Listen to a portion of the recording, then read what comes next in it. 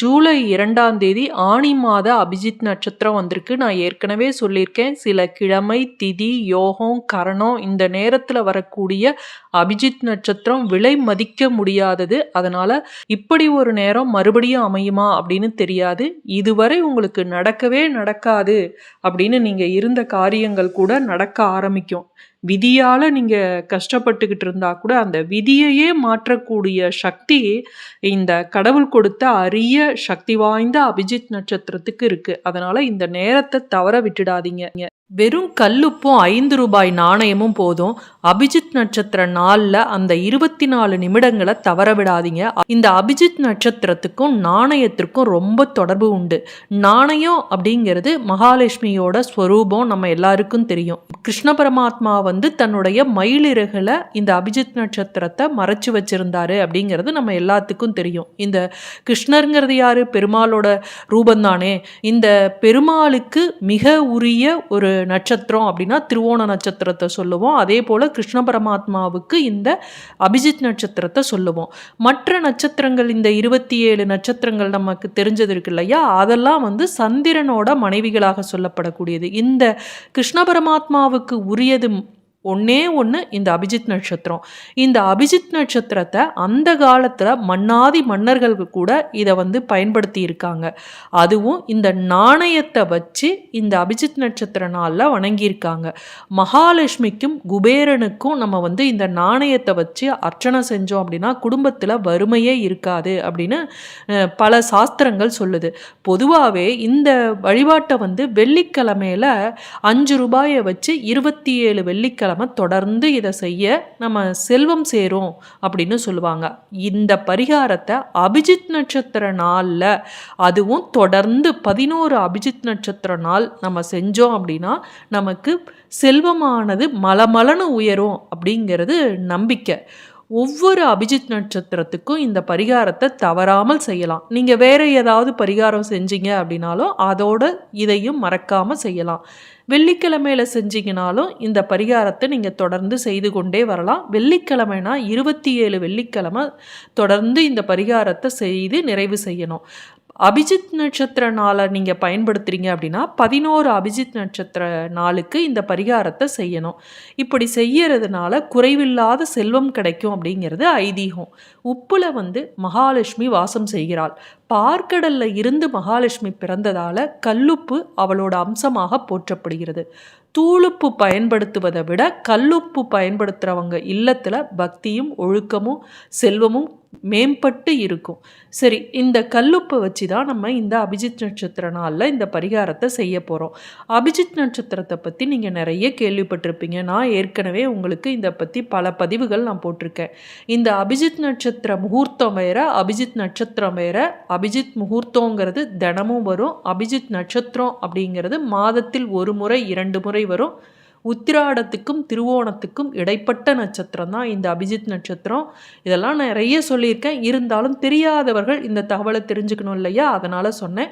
இந்த அபிஜித் நட்சத்திரம் அப்படிங்கிறது 24 நிமிடங்கள் தான். இந்த 24 நிமிடங்களை நம்ம மாதம் மாதம் வரும். அப்போ நம்ம அதை பயன்படுத்த தவறக்கூடாது. சில திதிகள், நட்சத்திரங்கள், யோகங்கள், நாட்கள் இதெல்லாம் சேர்ந்து வரும்போது அந்த நட்சத்திரமானது விலை மதிக்க முடியாத சக்தி உடையதாக இருக்கும். இந்த அபிஜித் நட்சத்திரம் அப்படிங்கிறது மிக சக்தி வாய்ந்ததாக சொல்லப்படுகிறது. அதற்கு காரணமும் நம்ம தெரிஞ்சுக்கலாம். அபிஜித் அப்படின்னாவே வெற்றியை தரக்கூடியது. இந்த நாளில் நீங்கள் செய்யக்கூடிய எந்த ஒரு காரியமாக இருந்தாலும் அது மிகப்பெரிய வெற்றியை தரும்.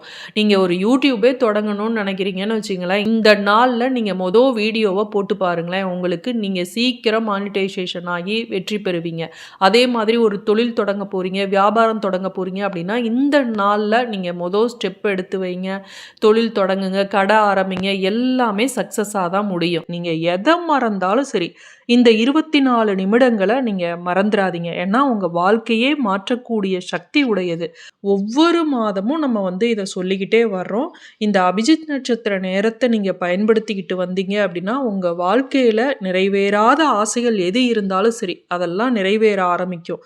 ஒவ்வொன்றா நிறைவேறும். நீங்கள் ஒரே டைமில் பல வேண்டுதலை சொல்லக்கூடாது. இதையும் நான் ஏற்கனவே சொல்லியிருக்கேன்.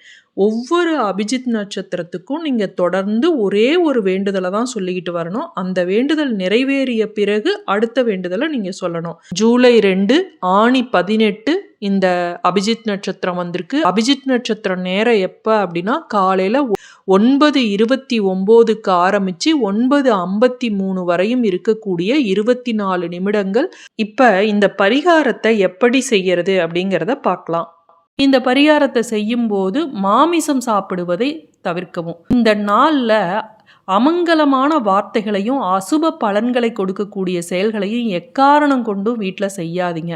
இந்த அபிஜித் நட்சத்திரம் இருக்கக்கூடிய நாள் முழுவதுமே இறைவனோட நாமங்களை உச்சரித்து ஸ்லோகங்கள் மந்திரங்கள், அதாவது பெருமாளுக்குரியது மகாலட்சுமிக்குரியது இதெல்லாம் ஜபித்து வந்தீங்க அப்படின்னா சீக்கிரம் முழுமையான பலன்கள் கிடைக்கும். இப்போ இந்த பரிகாரத்தை எப்படி செய்வதுன்னு பார்க்கலாம். ஒரு சுத்தமான கல்லுப்பு பாக்கெட்டை எடுத்துக்குங்க.